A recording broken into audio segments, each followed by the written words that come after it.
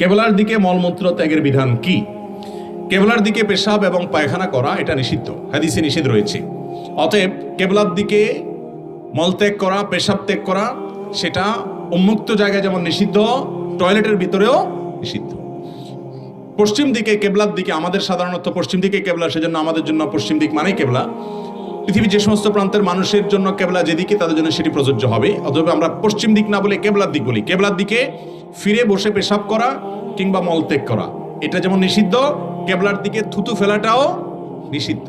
থুতু ফেললে নিচের দিকে ফেলবেন, অথবা সবচেয়ে উত্তম বাম পাশে ফেলবেন বা অন্য কোনো দিকে ফেলবেন, কিন্তু কেবলার দিকে ফেলবেন না। যদি কেবলার দিকে ফেরেন তাহলে সেক্ষেত্রে গুনাহ হবে।